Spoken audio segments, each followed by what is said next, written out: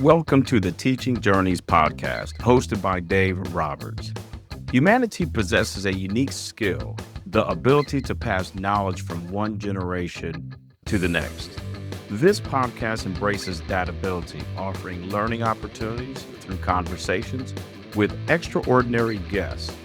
Dave aims to leave a positive mark on individuals around the world. So before you dive into today's episode, please share this podcast with your network, including friends, family, and colleagues. And please consider leaving a rating or review. Your support makes all the difference. Hi, everyone, and welcome to another episode of the Teaching Journeys podcast. I'm your host, Dave Roberts, and today it is my pleasure to have as my guest, Mehr Syed. Mehr is a grief coach, speaker, and entrepreneur who supports individuals navigating loss with compassion and honesty. After experiencing the profound impact of grief firsthand, she is on the path to hold space for others to process pain, find meaning, and reconnect with life. With a grounded, heart-centered approach, Mehr creates a safe space for transformation where grief becomes not the end of the story, but the beginning of a new chapter. With years of experience in communications and marketing and specialized training in positive psychology, mindfulness, and wellness, Mehr brings a grounded, holistic approach to grief support. She creates spaces both online and in person where grief is not rushed, fixed, or minimized, but gently understood and integrated. Mehr, welcome to the Teaching Journeys podcast. I've been looking forward to our conversation for quite a while now. Thank you so much, Dave. I can't tell you how much, it's such a pleasure being here. Thank you so much for having me here.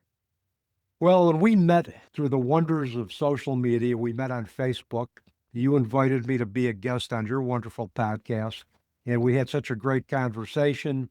And I think it's typical in the podcast world, if we see alignment between podcasters with their journeys and episodes, we do podcast exchange. So, and I'm just grateful that you've decided to hold space for me and my audience today so that you can share your journey, what you do, and what you've done to rediscover purpose after loss.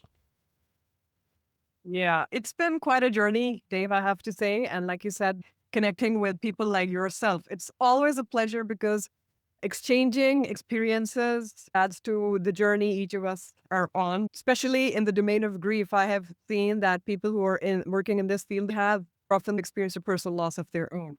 So it's really nice to connect with people who understand what this topic of grief is like. And now my area of work is also around grief. So it's always a pleasure to be connected with people like you. Well, Thank you. thank you. Well, you're welcome, and thank you. I mean, we don't get into the exploration of issues related to death, dying, and bereavement by choice. I was an addictions counselor for 27 years in the past. And if anybody told me over 22 years ago that I'd be hosting a podcast where I'd feature individuals who transcended unspeakable loss and trauma, I would have looked at you as if you were speaking another language, because that's something that I never thought would be in my front view mirror. But life has a funny way of kind of dictating what path you're going to take. And I got into this field of bereavement support because of my own personal tragedies. And so I think, like you said, most of us do. And speaking of which, tell us about the path that you've taken to go from entrepreneur to now a respected grief coach. Yeah, thank you so much for asking that, Dave. The thing is that my husband, he passed away, unfortunately, due to a sudden cardiac arrest 5 years ago. And before that, I had been working alongside him in his marketing and advertising business. My life path changed completely after I lost him because if I'm being honest here, grief just didn't interrupt my life. It completely rearranged it. While he was the one taking the front seat of the business, I suddenly found myself in a role where I had to take his business forward and do whatever needed to be done to keep things going forward for myself and my children. This is how my life started changing. Well, it completely changed the moment he died. And the interesting thing is that what shaped me most wasn't the loss itself, it was how misunderstood grief felt afterward. I realized very quickly that grief isn't something that we are taught to live with. It's something that we are expected to maybe get over, move on. And I'd say that that disconnect became the seed of my work today. Today, my passion lies in helping people understand that grief is not a problem to fix. It's a process to be honored. When I myself went through the journey myself, it was a slow, very slow, step by step process. I went on that journey myself. And during that journey, I realized that maybe I have some knowledge of this whole journey of grief, that maybe I might be able to make a slight difference in someone's life who feels that they're all alone, where no one gets them. Because you know, Dave, that the first thing grief does is it makes you feel isolated. It makes you feel that no one gets it, no one understands it. Even if the same people in the family, they face the same tragedy, every one of the family members, they just respond in a different way. So even today, when I started on this journey of being a grief coach, since then, everything I do, like my coaching, my podcast, my Facebook group, so all this comes from first walking that path myself and wanting others to feel less alone in it. And you're right. You're so right, Mayor, about grief being misunderstood. I mean, in Western culture, I mean, we have this time limited piece with grief is that if you're still grieving after 6 months to a year, it somehow becomes pathological and we have to put a diagnostic label on it. I remember the first year after my daughter Janine transitioned, I was in moderate levels of shock throughout that year. And when the second year hit, it was worse than the first year because the reality of what I was facing hit me full force. It's not a staged, determined process. There's no finite end to it. It is not a linear process. It's something that we will experience throughout our lifetime to a certain extent. The difference is that if we're working to try to reestablish our identity in a world where our loved ones are not present, if we're doing that work, then the grief becomes softer, it becomes more manageable, it becomes more integrated. But you're right, it's just so misunderstood because it's like, you know, long periods of unhappiness are not tolerated. It's all about productivity, functionality, the bottom line. And when in reality, we have to honor every aspect of our life experience, and that includes the bad moments. Yeah, it includes all kinds of moments, Dave, because like I said, this journey is unique for everyone. And there is no, like, from one stage to another. We don't shift from one stage of grief to another in a predictable fashion. Never. That's never going to happen. There are going to be days where you're going to think that, okay, yeah, it's okay. I am like taking a step forward, maybe.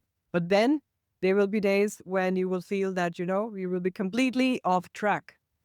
And the thing is that, again, there is no time frame, there is no timeline, because I say this to everyone, there is no right or wrong way, there is only your way, right? However, you are going to figure your connection with your grief, and then you're going to realize that, you know, how much this grief is integrated in your life and how much it lets you function on your own or how much it hinders your functionality. So these are all things that people find answers to themselves. And some people, they never try to find the answers. They get stuck in that loop and then they are kind of clueless in there. Well, life well keeps moving, but the people who do not realize that, you know, we also need to take care of ourselves in this grief journey. Otherwise, the mental, physical, emotional health, that's going to start deteriorating, because I have experienced this myself firsthand. So I know pretty well if you think you have to stop or you are stopping, well, life does not stop. Yes. And, you know, we get taught how to live, but nobody teaches us how to die. And Of course. Of and course. if we learned how to die, if we accepted that as part of our life experience, which I have firmly accepted now, I think we could look at grief as more of a part of life that we can in some way integrate as opposed to reject. This, I think, is very deep what you just said, because see, there is no preparation. 1 minute that person is there, and the next you're in this new reality where that person is gone, and you are there with a lot of questions like, what ifs? What if I Yeah. would have done this? What if I could have done this? What if this wouldn't have happened? And then you know, where the mind get boggled is when we try to make sense of what happened. The thing is, we cannot. We don't have all the answers. What we miss most after someone dear to us dies is the identity of us that went with them. Yes. Because that's the part where I feel, Dave, most people have no clue that they're not just grieving that person who passed on. They're grieving their roles, their routines with them, maybe their future plans with that person. And there's also this deep loneliness, that isolating feeling that, it's you against the whole world. No one gets it. The people around us, they may mean well, but most of the times they don't know how to support you. Maybe they don't know how to say the right things. Maybe they don't know if they should remain silent, not offer any advice, or they don't know how to support you in the right manner. And sometimes, well, there are surprises also, Dave. Some people disappear just because your Mm. grief made them uncomfortable. Maybe they haven't been around something that is so distressing, that is so gloomy, that is so heavy, and they don't know how to respond to or how to be near someone who's grieving. But, at the same time, I'll say that grief is grief. The themes of, the longing, the missing, the love, the confusion, sadness, anger, everything, they're all universal. The context changes, but I'll say that the emotional terrain it's familiar to anyone who has lost something or someone deeply meaningful. Yeah, absolutely. Absolutely. One of the things that I always like to do in my podcast is when somebody has lost a dearly beloved loved one, I like to ask you to just tell a little bit about that person if you're good with that. So if you are, I'd love to have you tell our audience about your husband, also what his name is, and what you remember most about him.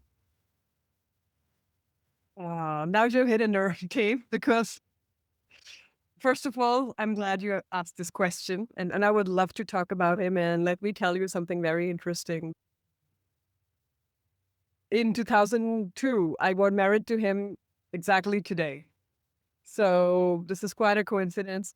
And I've been Wow. remembering him since yesterday and today. And yeah, he was all warmth. He was someone who made life feel lighter. His name was Raza. He had a presence that grounded me, and he had a way of making ordinary moments meaningful. And what I remember most about him is how safe I felt with him, both energetically and emotionally. And the thing is that when you lose a person like that, when like the day he passed away, you don't just lose a person. Again, like I said, but I lost a version of myself because I had my identity all around him. We were married for 2 decades, and they were taught about a shared future, the sense of we. I mean, I didn't know who I was other than being his wife. This, I feel, Dave, is something grief rarely gets credit for because grief is layered, it's relational, and it lingers in the smallest details of everyday life. And I believe that even though he's no longer with me, like the physical form, his spirit is around me. My relationship with him continues. It will continue, just in a different form. Yes. Because grief does not end love. I feel that grief is love that I will never get to spend on him, to never get to bestow on him, which I still feel for him, which he gave me, the love that he gave me.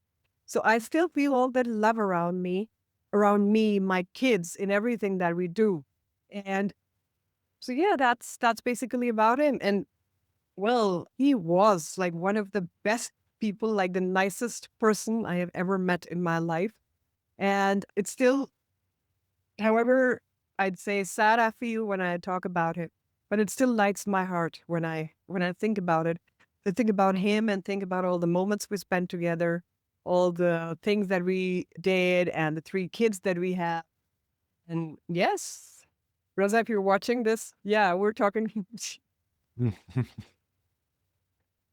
Yeah, it's kind of serendipitous that we were recording on December 29th. And, who would have thought that this date would have been a date that you would have picked to record the podcast? So I'm honored that you picked this date because of the fact that it's the day that you and your husband got married. And so I appreciate sharing space with both you and him today. The point that you make about transforming the relationship and creating a bond with our loved one in spirit, that is so key to not only transforming the relationships with our loved ones, but integrating and moving forward in our grief. We understand that relationships don't die because the physical form is no longer present. They are ongoing and they can continue if we are open to it. Absolutely. Because I believe that every human being we cross paths with in our life, Dave, it has a purpose. They occupy a certain place in your life, in the timeline of your life. And even if they're no longer around, like it's not only pertaining to death, even if the people you meet, they are no longer part of their life, some semblance or something from that relationship or that bond stays with you. Of course, when a person passes, if they move on from this world to the next, some part of them is going to stay with you. And I believe that every interaction that we have, all the people we have met, they shape us also as they help how we evolve as a person. If I talk about myself, I wouldn't have been this person if he wouldn't have, well, if he wouldn't have passed away. But the thing is that I have evolved in so many ways. I'm a different person now as opposed to who I was around him. But even this version of me still holds a lot of impact coming from who I was when he was around. I'd say a continuous process. Because life is a learning curve. We keep on learning new things while holding on to the things that we have been learning all our life. And of course, that includes experiences with people, especially the ones who were dear to us, who were near us. Yes. And I think the best parts of our loved ones, Mayor, become the best parts of us, and we take them forward with us. I mean, it isn't just the best parts of my daughter that are the best parts of me. It's the best parts of all of my ancestors, my mother, my father, my maternal grandmother, my maternal aunt who raised me along with my mother after my father left. So every relationship that I've had and every ancestor who is now predeceased me have become a part of who I am. It just isn't my daughter, which was the most impactful and life altering loss of my life, but it's everybody that transitioned before her.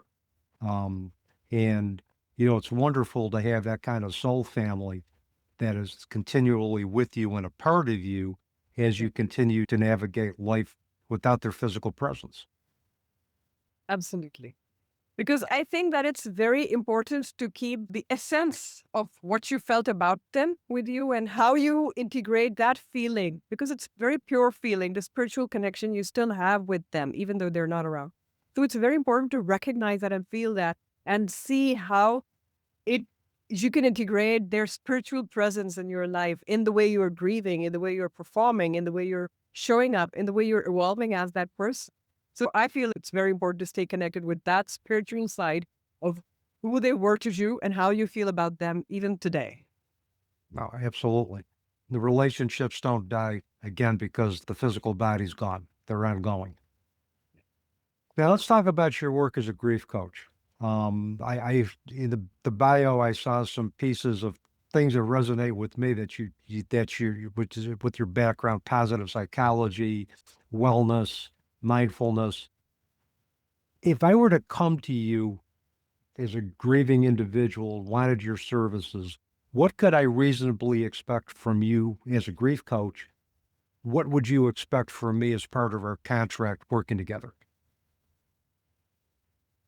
See, the thing is, Dave, that this question I have been trying to make people understand is that everyone's journey is unique. When people come to me, even if I have tried to apply, like I'd say a set pattern, it has never worked because I feel that everyone's journey is different. I believe that my mission is to help people move from feeling lost in grief to feeling resourced within it, like by connecting with their purpose. Because again, I will come to that isolating feeling that we all have when we are grieving. So unless I know that there is a purpose of my existence, even after they are gone, and I feel that I'm alone to fight against the whole world or whatever form of existence that I think I have today, if I connected with the purpose, then there is something to look forward to. It starts with acceptance of the reality that they are gone and I am here. Then maybe some forgivenesses. Some people need to forgive themselves before taking the step forward. And then they need to connect with themselves at whatever level they're on. And then they need to find their purpose, whatever. It doesn't have to be world changing. It doesn't have to be something grand. It doesn't have to be something that the whole world can see. It can be something very small. So Yeah. I apply positive psychology by focusing on helping people find meaning after loss, emotional resilience, self compassion. The beautiful thing about positive psychology is like I try to make people see their strengths. The thing is that when we are grieving, when we are down with grief, we we put all that on the side, and we just feel that existence is it's maybe a burden on the earth, and why are we here and what are we doing?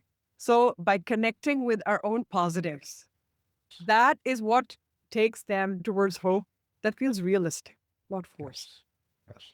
It's, I think, the supportive, like a strength-based process that helps people pause, reflect, and then realign. So rather than pushing forward, we focus on restoring emotional balance, building inner safety, because feeling safe is also extremely important, Dave, because the thing is that one thing that I've also noticed and that's common in so many people is people feel unsafe when they're grieving. They feel Yes. that they're like lost and alone in the world.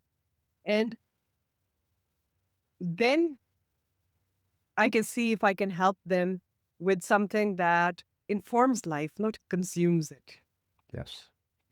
And, grief is so disempowering to begin with that we lose sight of our strengths. So the fact that you emphasize a strengths-based approach, which is what positive psychology does. And the other thing I like about positive psychology is it emphasizes civic duty.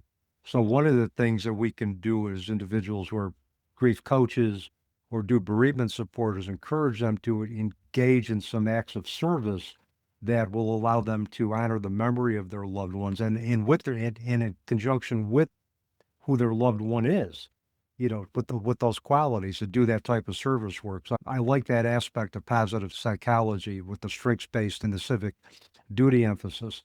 But the other thing is there are so many different ways to grieve. And I think it's so important that we find what that individual's, I like to call it sweet spot is, based on their strengths, based on their existing core beliefs. And let's work with that with the in not eliminate their core beliefs, but gradually introduce them to perspectives that will enhance their belief systems, that will allow them to re-engage in life with meaning and purpose in spite of the physical loss of their loved ones. So I think what you do is a great approach, and it has to be individualized. We have to meet people where they're at. And we have to create safe spaces for them because speaking from my own experience, the world was a pretty terrifying place after my daughter transitioned. Um, and it was like, who am I? What kind of world am I going to live in? What are my values going to be moving forward? How am I going to negotiate all of this? And it was downright terrifying for me to have to negotiate that. And you mentioned doing the cognitive work, which is the other reason why grief isn't linear. It takes several years, it took me quite a few years to restructure my beliefs that kept me safe and predictable in my world. And I had to take a look at all of that. And it just isn't a one and done. It doesn't progress in linear time to time limited steps. It's a total process of learning and of growth that doesn't stop. Exactly. And like you said, it's unique for everyone.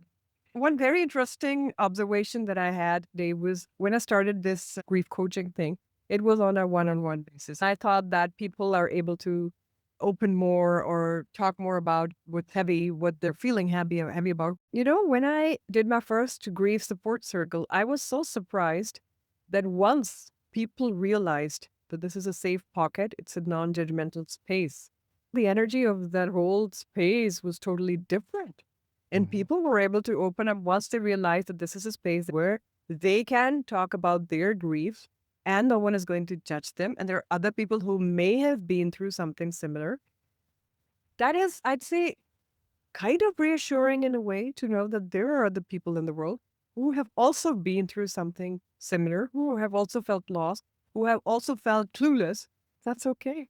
So I feel that it all forms, well, let's be honest, Dave, I think that grief is such an area, like however much work is done on this field, I think it will still be less because a lot needs to be done. There are so many people grieving in the world everywhere. Some of them don't even have the right support and some might never have it. We need it worldwide. Everybody's going to go through loss. If you live long enough, you're not going to get through this life unscathed. You're going to experience some form of tragedy or some form of life-altering event. Now, you mentioned the Grief Circle group. That's your Facebook group, am I correct? Yeah. Yeah. Yeah. But this, what I refer to now was an in-person grief support circle where I live in Lahore. Okay. Yeah. Yeah, and that building that type of community is so important. People need to see that they're not alone. They need to see that their loss, though it feels unique because of all the changes that we go through after loss, people have experienced that same uniqueness and are trying to struggle with re-engaging in life after tragedy. And I think knowing that there's other people on the path makes our pain a little, I want to say manageable, but we can share our pain knowing that it's going to be honored. Yeah, you just mentioned my Facebook group. I have started that also. That is also named the Grief Circle because it's an online, gentle, supportive community for people who don't want to grieve alone.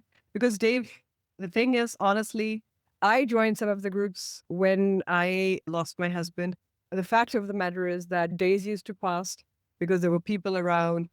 I wouldn't say I was very busy in the early days, but the day somehow passed. It was a night that was too difficult to pass. Yeah. And then I only had my mobile phone, my endless scrolling, and that led me somehow because I started searching like grief, all topics of grief.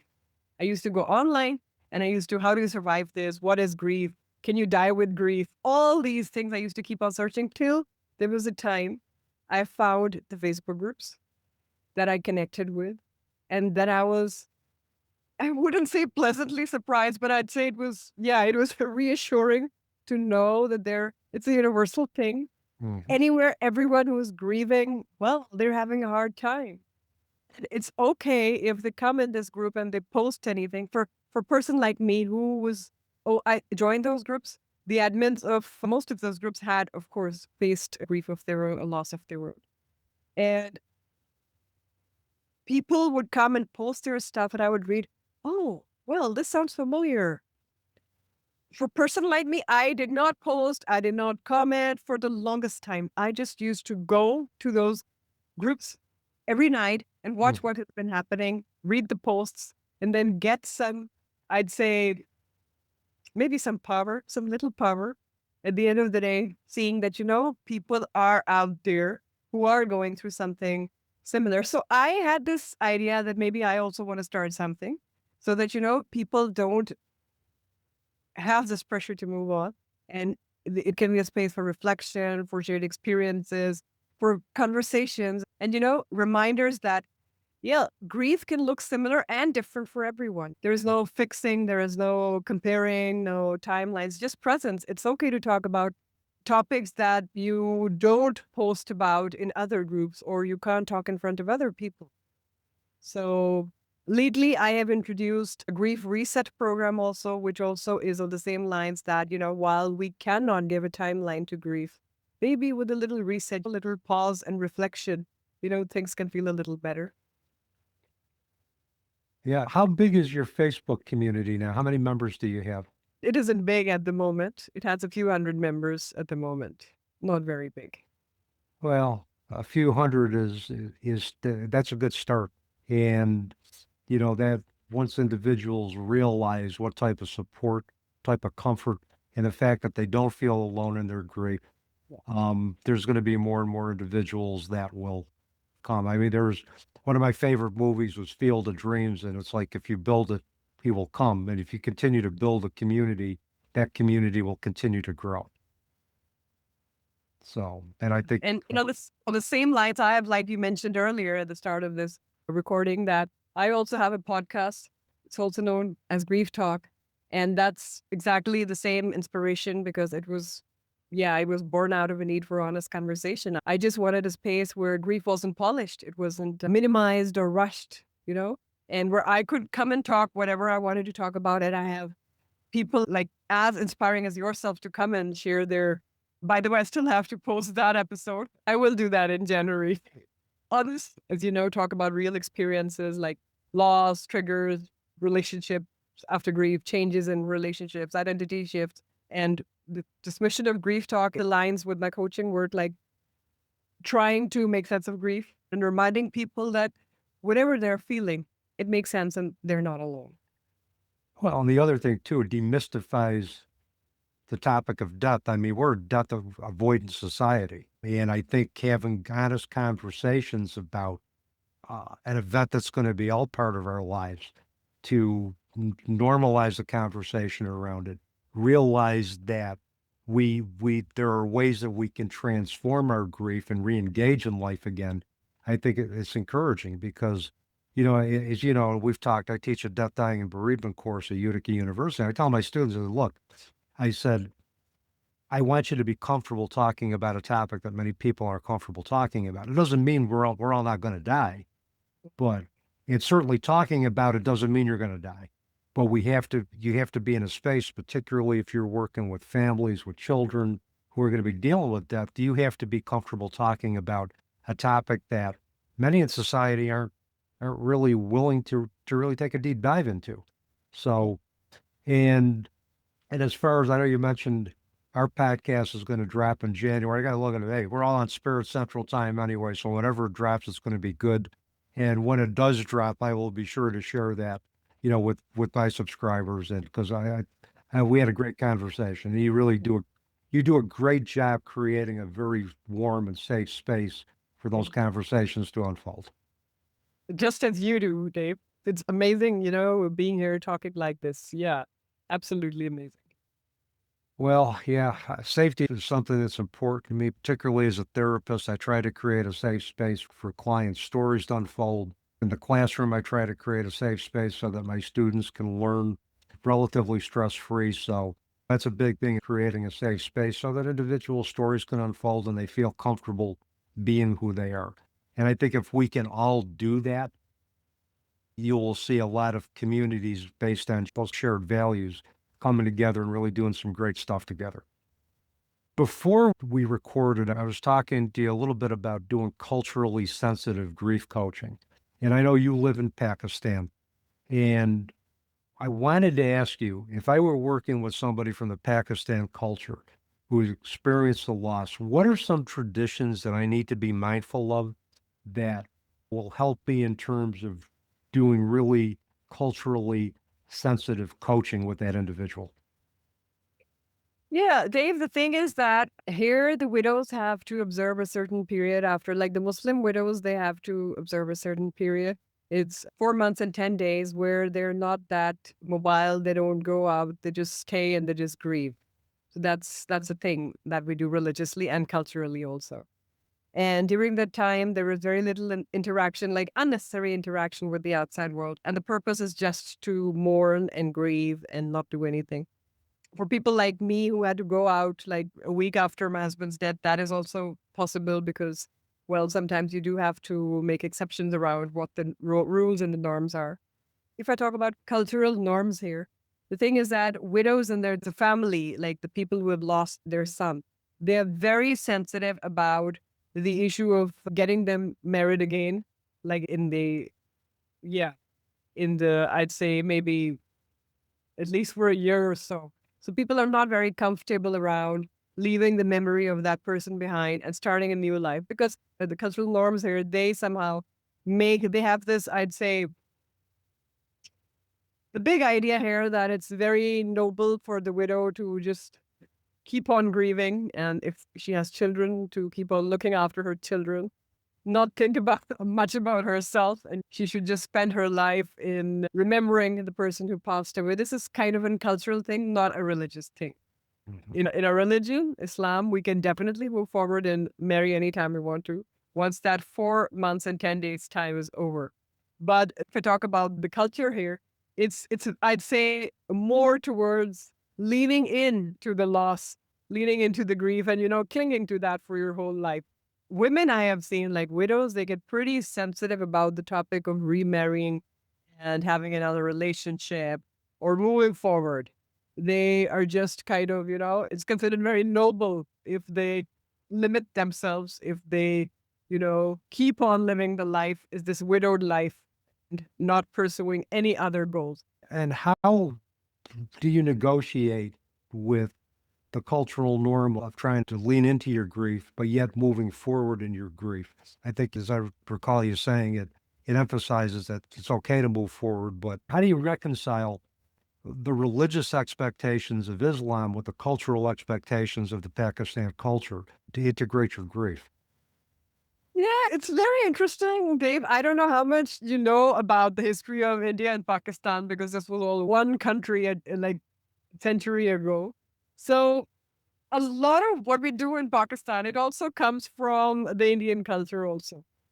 And there the norms are pretty, I'd say, they're pretty tough for widows, from what I know and from what we have seen. So that has a strong cultural impact on what happens in Pakistan, like wearing white and all that.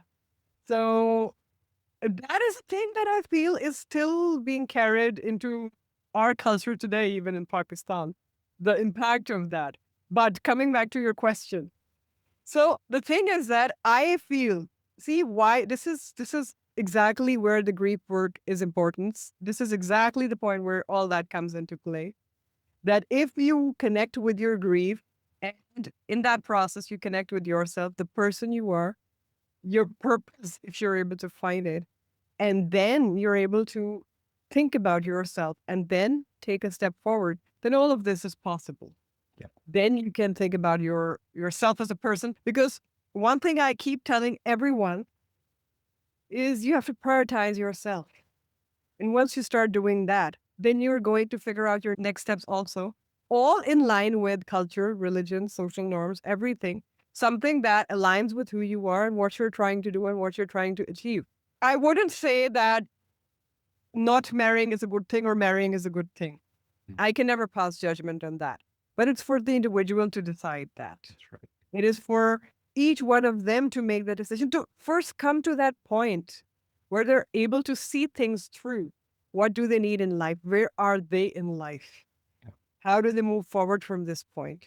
Yeah. I think this is to each their own. And again, this is where the grief work really plays an important role. Well, you're right. I think we have to determine what type of a world we're going to be living in moving forward and what we look like as a person before we can make any other long-term decisions. So I think focusing on the inner work and having Yeah. that individual focus on themselves makes a great deal of sense and probably transcends a lot of cultural expectations or norms. It gives the individuals in that culture free will to determine how they want to re-engage within the cultural norms and traditions that they were raised with. So thank you for that. Thank you for providing some clarification. I tell my students that if you're working with somebody in a culture that you're unfamiliar with, ask them about their cultural traditions. Let them educate you, and they'll be glad to, because that's another way that you can be sensitive to their needs from a cultural perspective. Mayor, it's been a great conversation. I could go on for about another hour, but I know you've got some things that you need to take care of this evening, and it is evening in Pakistan. So I got a couple more questions for you. My first being, if you're going to leave our listeners with one thing today, one ultimate takeaway, what would that be? One thing which I say in response to this, I've already said that you need to prioritize yourself. But other than that, like if I have to respond to this question, like as a standalone question, I'd say that for anyone who's grieving out there, there's nothing wrong with you. It just means that something mattered. Grieving is something you don't rush. Yes. I mean, you can't rush healing. You don't have to be strong all the time. You don't have to do this alone. And I believe that there is a way of carrying grief with you, and that begins with kindness towards yourself. Just be kind to yourself. Yeah. Take care of yourself, be kind to yourself, because if you can't take care of yourself, it's going to be very hard to take care of somebody else, especially if you want to hold space for somebody who's grieving. That self-care piece is so important. So thank you for that, Nair. My last question, this will give you an opportunity to promote yourself a little bit. Tell our audience how they can get in touch with you, contract for your services, follow your podcast, subscribe to your Grief Circle group on Facebook, what's the best way for them to do that? Yeah, they can hit me up on my Facebook, Mehr.Syed, or they can connect me through my website, griefcoachingwithmeher.com, and they can listen to my podcast, leave a comment there, or follow me on Instagram, griefcoach_Mehr. And I will make sure all of that information gets into the episode notes when our episode goes live. So, Mehr, thank you so much for a wonderful conversation today. I truly enjoyed it. I hope we can do it again sometime, but I know we'll be connecting outside of the podcast world anyway. So, it was a pleasure. Thank you so much for having me here, Dave. You're welcome. And with that, that's a wrap on another episode of the Teaching Journeys podcast. I'm your host, Dave Roberts, wishing you peace.